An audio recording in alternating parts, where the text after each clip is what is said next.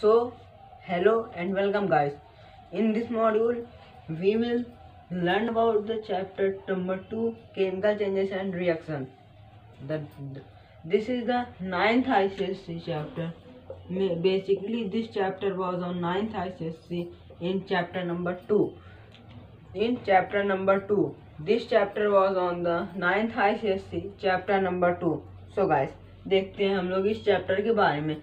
तो chemical changes and reaction मतलब कि केमिकल चेंजेस और रिएक्शन हम लोग पढ़ेंगे। जो केमिकल चेंज होता है, रिएक्शन होता है, उसके बारे में आज हम लोग पढ़ेंगे। उससे पहले मैं आपको बता देता हूँ कि चेंज, यहाँ पे देखिए चेंज, इस चेंज को अगर मैं दो वर्ड, ये चेंज दो टाइप के होते हैं। चेंज दो तरह के होते हैं। कौन कौन से तरह के होते हैं, सॉरी गाइस, कौन किस किस तरह के होते हैं? एक होता है केमिकल, एक होता है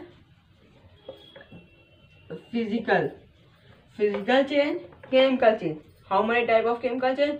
there are 2 type of chemical changes. मतलब जो केमिकल चेंज होते हैं, जो चेंजेस होते हैं, मतलब कोई भी चीज का चेंजेस होता है, वो क्या होता है? 2 तरह होते हैं, chemical changes and physical changes. चलिए हम लोग को पहले कुछ एग्जांपल पढ़ेंगे केमिकल चेंजेस के, फिर कुछ एग्जांपल पढ़ेंगे फिजिकल चेंजेस के। सबसे पहले हम लोग एग्जांपल पढ़ते हैं केमिकल चेंजेस का, कि ये केमिकल चेंज क्या होता है। केमिकल चेंज क्या होता है? ऐसा चेंज जिसमें जो पहले हमने सॉलिड, मतलब पहले जो हमने कोई ऑब्जेक्ट लिया था, उसमें एक नया कंपाउंड फॉर्म हो गया, उसमें चेंजेस हुए, कोई ऑब्जेक्ट था उसमें चेंजेस हुए, उसके बाद नया ऑब्जेक्ट फॉर्म हो गया, लेकिन उसमें क्या, उसकी प्रॉपर्टी नहीं हो गई। अब पुरानी प्रॉपर्टी नहीं रह गई इसमें, कि पहले जो थी वो नहीं, अब इसमें नई प्रॉपर्टी आ गई। तो देखिए इसका सबसे बेस्ट एग्जांपल है रस्टिंग ऑफ आयरन। मतलब जैसे कि आपने देखा होगा, जहाँ पे लोहा मतलब आयरन पे जब पानी पड़ता है तो क्या होता है? वो मूर्छा, उसको इंग्लिश में कहते हैं रस्ट। इंग्लिश में क्या कहते हैं गाइस? रस्ट। और आप लोग बेसिकली मूर्छा बोलते हो। तो जो रस्ट होता है, रस्ट लगता है, वो किस वजह से लगता है? केमिकल चेंजेस, मतलब उसमें वाटर होता है, वाटर प्लस आयरन में वाटर पड़ता है, तो क्या होता है? हम लोग का एक नया सब्सटेंस फॉर्म होता है, उसे हम लोग कहते हैं रस्ट। मतलब उसी से रस्ट होता है। तो मतलब केमिकल चेंज में क्या आ गया? Rusting of iron. और क्या हो गया? रस्टिंग ऑफ आयरन हो गया। और जो बर्निंग ऑफ पेपर, जैसे पेपर है वो बर्न हो गया, उसका तो दोबारा उस स्टेट में नहीं आ सकता है। क्या होता है? दोबारा उस स्टेट में ना आ सके, उसे हम लोग केमिकल चेंज कहते हैं। अब हम लोग फिजिकल चेंजेस के बारे में देखते हैं। फिजिकल चेंजेस में जैसे होता है मेल्टिंग ऑफ वैक्स। क्या गाइस? मेल्टिंग ऑफ वैक्स जैसे आप जानते होंगे कैंडल्स में। बर्निंग ऑफ कैंडल दूसरा हो गया, कैंडल बर्न कर रही है, मतलब जल रही है। और मेल्टिंग ऑफ वैक्स मतलब जो उसमें मोम होता है वो पिघल जाता है, वो कौन सा चेंज? फिजिकल चेंज है। और जो फिजिकल चेंज में होता है, जैसे फिजिकल चेंज वो होता है जिसमें ऑब्जेक्ट चेंज होता है, लेकिन वो स्टेट केवल अपना चेंज करता है और उसकी प्रॉपर्टी नहीं हो जाती। जैसे मेल्टिंग ऑफ आइस मतलब जो आइस पहले वो क्या था? पानी था, पहले वो वाटर था, वाटर के बाद क्या हुआ? वो आइस में आ गई, मतलब स्टेट अपना चेंज करके सॉलिड में आ गई। क्या वो सॉलिड में आ गई? तो उसे हम लोग फिजिकल चेंज कहेंगे। तो चलिए अब हम लोग अपने चैप्टर पे आते हैं। अभी तक तो मैंने आपको कल इंट्रोडक्शन दिया था, जो 9th में है नहीं, लेकिन इंट्रोडक्शन जरूरी होता है। अगर आप समझेंगे तभी आपको बेसिक अगर अच्छा, तो आपको आगे चैप्टर ईजी लगेगा। तो चलिए केमिकल रिएक्शन क्या होता है सबसे पहले हम लोग देखते हैं। मैंने यहाँ पे एक फिगर बनाया है बहुत अच्छे से, इसको आप ऑब्जर्व करिए। देखिए पहले हमने क्या लिया? 2 हाइड्रोजन के मॉलिक्यूल लिए। ये हाइड्रोजन एटम नहीं, हाइड्रोजन के मॉलिक्यूल्स हैं। क्या है गाइस? वेट गाइस, हाँ ये मॉलिक्यूल्स हैं। ये 2 हमने हाइड्रोजन के मॉलिक्यूल्स लिए, प्लस उसमें हमने 2, देखिए गाइस, 2 ऑक्सीजन के मॉलिक्यूल लिए। पहले मैं इसका फॉर्मूला लिख देता हूँ, मैंने इरेज कर दिया। 2H2 प्लस ऑक्सीजन कितने हैं? O2 gives 2H2O। मतलब 2 ऑक्सीजन, पहले 2 हाइड्रोजन थे और 2 ऑक्सीजन थे, उसके बाद जो सब्सटेंस फॉर्म हुआ वो क्या हुआ? वाटर फॉर्म हुआ। पहले हमने 2 हाइड्रोजन कंपाउंड थे मेरे पास, देखिए 2 hydrogen compound plus 2 oxygen compound, उसको मैंने प्लस किया तो मुझे क्या मिला? उसको मैंने ऐड कर दिया, नया सब्सटेंस फॉर्म हो गया वाटर। अब वाटर में हाइड्रोजन की प्रॉपर्टी तो है नहीं, न वो ऑक्सीजन की प्रॉपर्टी शो करेगा, कुछ शो करेगा, लेकिन इसमें एक नई प्रॉपर्टी आ जाती है वाटर की। इससे ही हम लोग केमिकल चेंजेस और ये इसकी हो गई, जो मैंने लिखा था वो हो गई केमिकल रिएक्शन। तो गाइस देखते अब हम लोग डेफिनेशन पढ़ते हैं। मैं ये 9th ICSE की बुक से पढ़ा रहा हूँ, तो देखिए 9th ICSE की बुक है बेसिकली, तो उसी से आज हम लोग पढ़ेंगे। तो उसमें जो डेफिनेशन लिखी है केमिकल रिएक्शन या केमिकल चेंज, जो केमिकल रिएक्शन है, अब मैं इसे इरेज कर देता हूँ।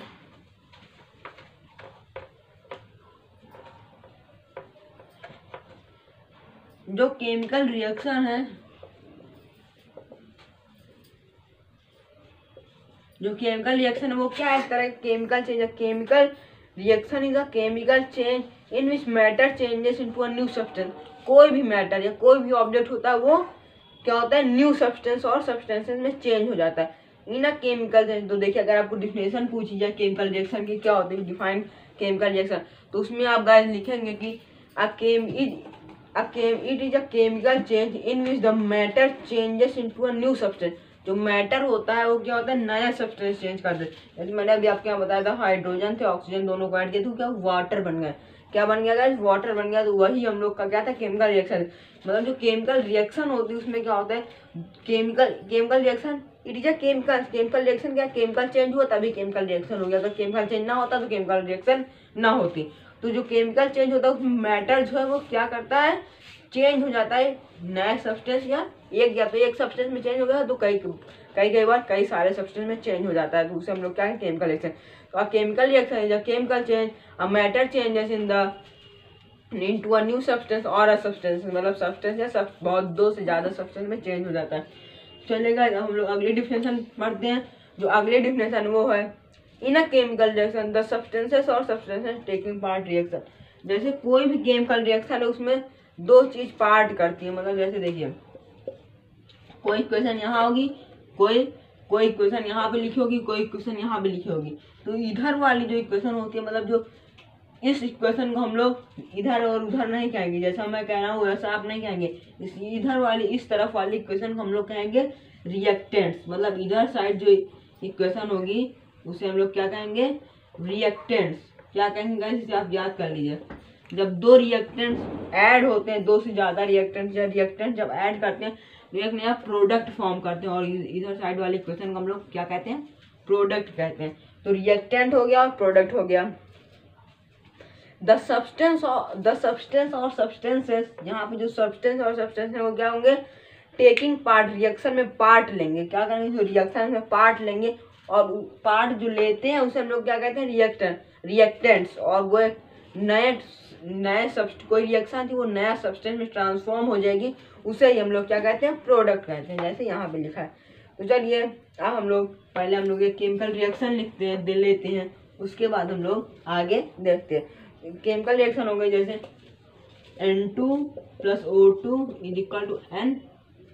= N2 मतलब कि क्या हो गया, दो नाइट्रोजन के मॉलिक्यूल हैं प्लस दो ऑक्सीजन के मॉलिक्यूल हैं, उससे हमको क्या मिलता है, उससे हम लोग को 2NO मतलब दो नाइट्रोजन और ऑक्सीजन मिलता है।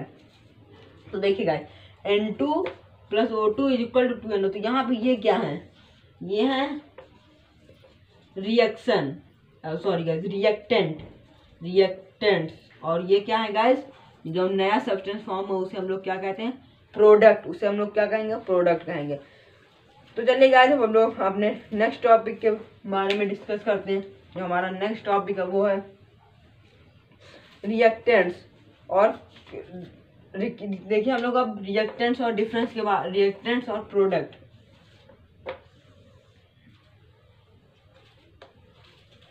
तो देखिएगा इधर साइड रिएक्टेंट्स एंड प्रोडक्ट्स, मतलब रिएक्टेंट और प्रोडक्ट के बारे में डिस्कस करते हैं।